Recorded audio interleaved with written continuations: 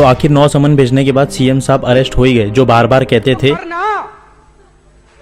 परेशान हो गए हम लोग 2.5 साल से, ये भी परेशान हो गए, हम भी परेशान हो गए, करो फिर। और इसके साथ केजरीवाल साहब बन गए फर्स्ट सिटिंग सीएम जो अरेस्ट हुए, जो 2012 में इंडिया अगेंस्ट करप्शन के खिलाफ लड़ रहे थे। आज वो खुद ही करप्शन के केस में अंदर चले गए। तो जानेंगे पूरी स्टोरी के बारे में, केजरीवाल साहब अरेस्ट क्यों हुए और उन पे क्या एलिगेशंस लगे हैं, और क्या आप वो जेल से बाहर निकल पाएंगे, क्या वो जेल से अपनी सरकार चला सकते हैं।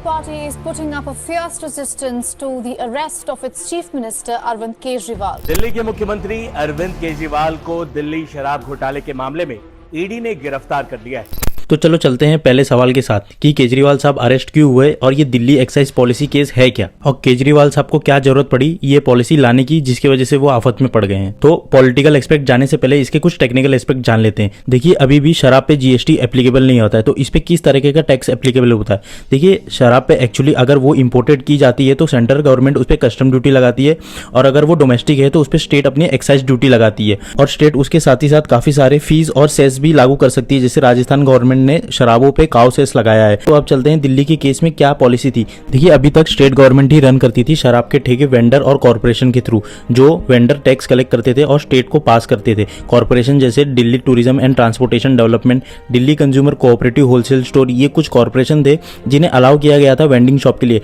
देखिए, आप देख सकते हैं दिल्ली में अगर आप जाएंगे तो वहाँ शराब के जो ठेके होते हैं वो एकदम गवर्नमेंट जैसे होते हैं, जिसमें जालियां वगैरह लगी होती है। और वही आप गुड़गांव वगैरह में चले जाएंगे तो आपको एकदम मॉल जैसा दिखेगा कि वहाँ शराबें एकदम शो करके रखी गई हैं। लेकिन 2020 में दिल्ली के ग्रुप ऑफ मिनिस्टर एडवाइस करते हैं कि गवर्नमेंट वेंडिंग के थ्रू शराब बेचने से अच्छा है हम उसे मार्केट के लिए ओपन कर देते हैं और प्राइवेट सेक्टर को इन्वॉल्व कर लेते हैं, जैसा कि वो शराब बेचकर हमें टैक्स पास ऑन कर सके। इससे दिल्ली गवर्नमेंट को ये फायदा था कि उससे उनको ज्यादा रेवेन्यू जनरेट हो सकता है।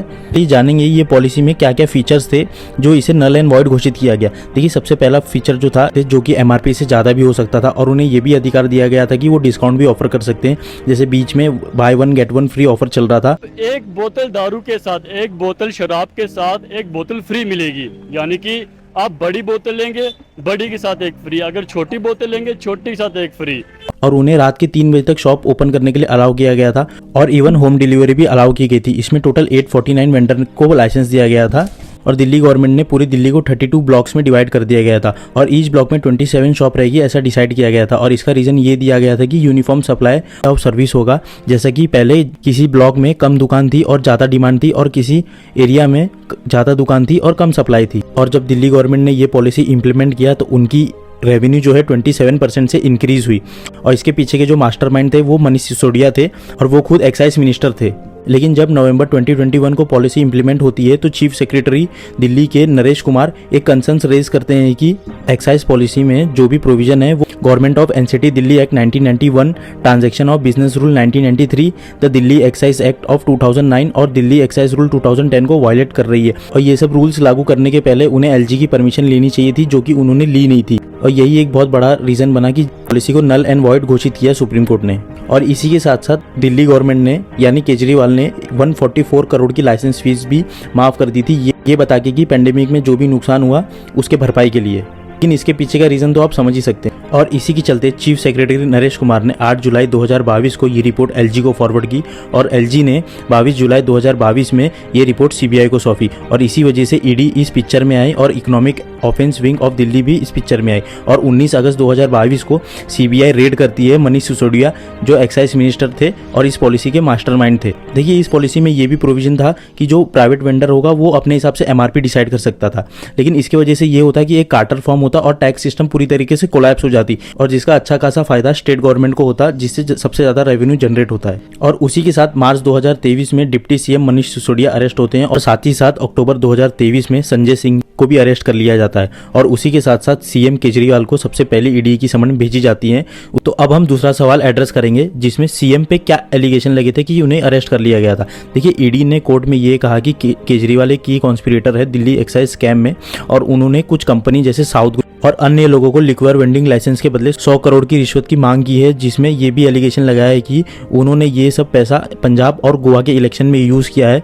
और ईडी ने ये भी एलिगेशन लगाया है कि सीएम केजरीवाल ने वीडियो कॉल पे समीर महिंद्रू, जो कि एक्यूज्ड है और एमडी है इंडो स्पिरिट, जो लिक्वियर डिस्ट्रीब्यूशन कंपनी है, और इन्हीं पे एक मनी लॉन्ड्रिंग का केस भी चल रहा है, इनसे बात की और कहा वो अपना काम चालू रखे विजय नायर के साथ, जिसे केजरीवाल ने वीडियो कॉल पे अपना आदमी बताया। और नायर पहले कम्युनिकेशन इंचार्ज थे आम आदमी पार्टी के। कौन है विजय नायर? आम आदमी पार्टी का एक छोटा सा कार्यकर्ता है, हमारा कम्युनिकेशन का काम देखता है।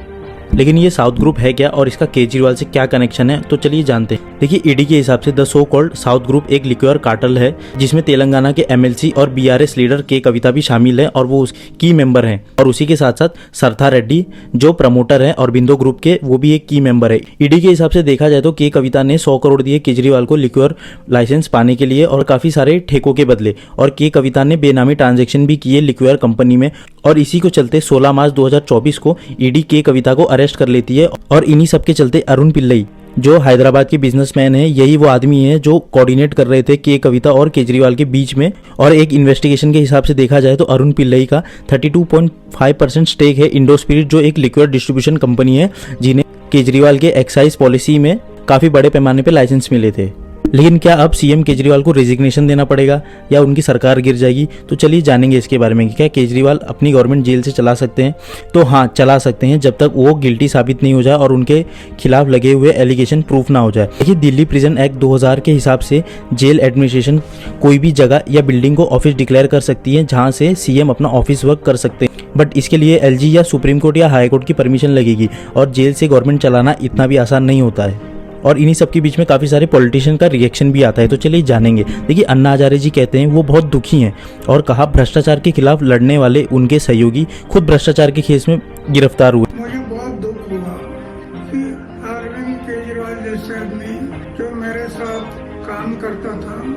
आम आदमी पार्टी के लीडर अतिशी कहती हैं कि फर्स्ट टाइम सिटिंग सीएम को अरेस्ट किया गया है और एक तरफ इन्हें बलि का बकरा बनाया गया है। और उसी के साथ साथ केजरीवाल के चहेते दोस्त कुमार विश्वास एक ट्वीट करके कहते हैं कि कर्म प्रधान विश्वास रची राखा, जो तस करही सो तस फल चाखा। इसे सुनने के बाद केजरीवाल भी काफी नाराज हुए होंगे। साथ ही में इंटरनेशनली भी केजरीवाल को सपोर्ट आया है, जैसे यूएस और जर्मनी ने किया है। देखिए, यूएस कहती है कि वो एक फेयर और ट्रांसपेरेंट और लीगल प्रोसेस चाहती है केजरीवाल की केस में, और जर्मनी बोलती है कि इंडिया एक बहुत बड़ा डेमोक्रेटिक कंट्री है, इंडिपेंडेंट है और इंडिया को एक फेयर ट्रायल करना चाहिए। उसके बाद एस जयशंकर जर्मनी के एनवॉय को बुलाते हैं और कहते हैं कि जबरदस्ती अपनी टांग ना घुसाए इसके बीच में, क्योंकि ये देश का इंटरनल मामला है। तो चलिए ये न्यूज़ कमेंट्री को यहीं पे खत्म करते हुए मैं अपने 2 शब्द समाप्त करता हूँ और आगे देखा जाएगा कि सीएम केजरीवाल का क्या होता है। तो ट्यून रहने के लिए इस चैनल को जरूर से सब्सक्राइब करें।